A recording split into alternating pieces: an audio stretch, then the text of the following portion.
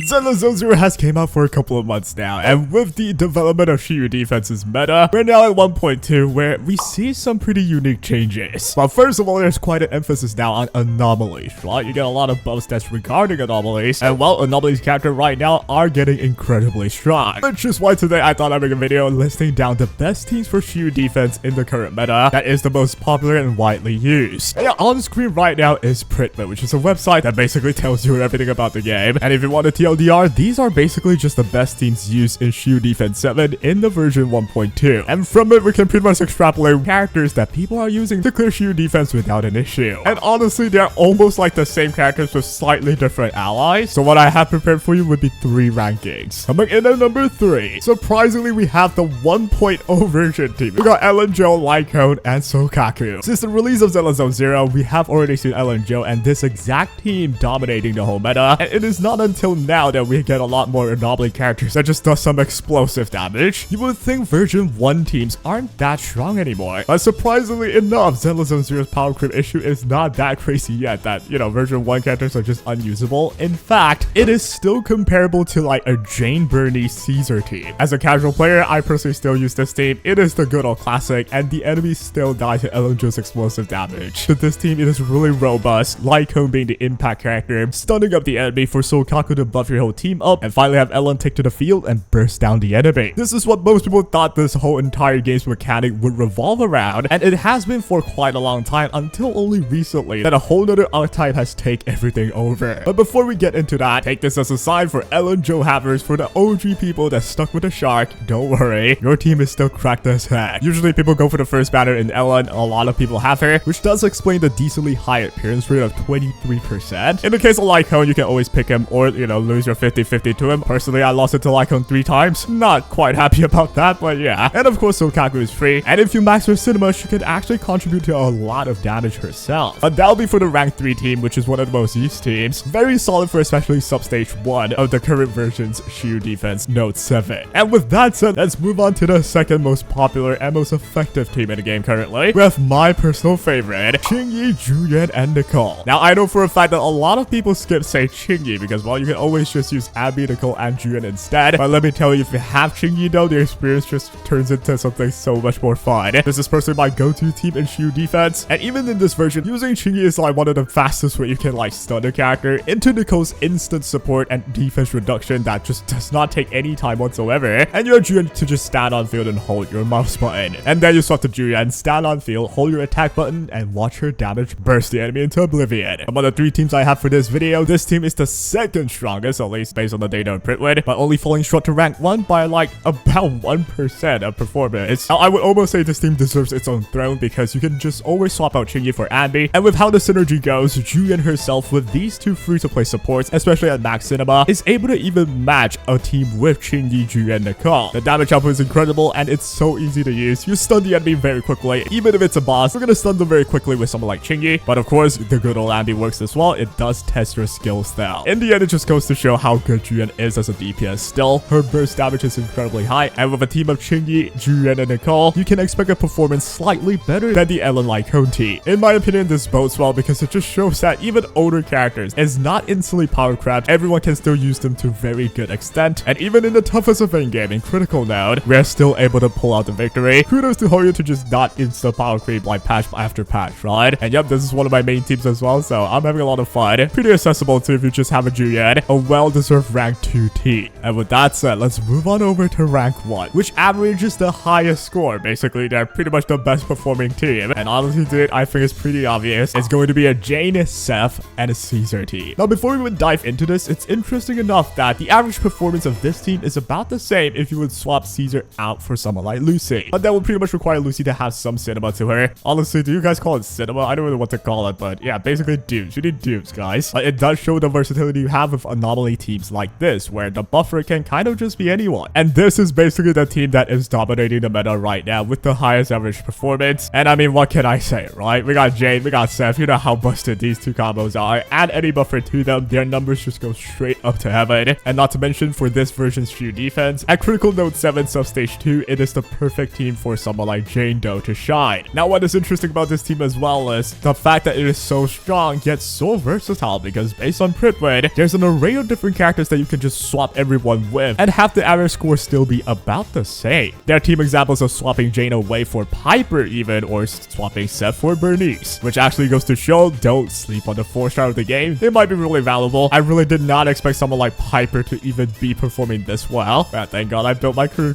did. And yep, overall the team thrives on disorder and anomalies as well, which is pretty much the most effective way and the most promoted way from Hoyo in Zenless Zone 0 actually. Well, we got the Yanagi coming up that is an anomaly character too, so the meta certainly favors a team that can use anomalies like Burn, Shock, Shatter, all that good stuff. And well, for another obvious reason being Jane herself being just too strong. I've had moments where I didn't even need to use my team at all. I just used Jane to stand on field to do 200k above damage easily with every anomaly triggering. And that marks basically the best performing team in the game. But even then though, if you compare all 3 of the teams, their performance aren't too different anyway. Now in the end though, my opinion says Zenless Zone 0 is actually a pretty skill-based game where if you're better at the game, you can just cover up for like the lack of damage between any teams. Which is why if you main an L and Joe team that's from version 1, it can still compare themselves to one of the Jane teams today. But certainly though, if you compare damage ceilings and all, there are definitive differences, but no one can actually pull out the peak of their potential at all times, right? Which is why I say in the end to everybody, you should pull for whoever you love to main and have fun with the combat. I think this game is designed not to really power creep anything, pretty much. If you use a proper team and use their combat abilities correctly, a lot of the characters are going to be very usable and solid as well. Of course, some characters will need more investments, but then there are people who are able to beat every stage with the weakest of A-rank agents anyways. If we look at the other end of the spectrum, we see a lot of unorthodox teams, and these all have really high scores too, which is kind of funny considering, well, if the appearance rate is only 0.1%, then that one person who used the team pretty much make up to all of the data, right? The one guy that used Grace with Rena, well, it's an average score of 3. The one guy that used Ben Bigger in their teams, well, 2.89. Even Corin is up here as well. So a lot of characters that you would think would never be used can definitely be used and can get easily an S-rank kill.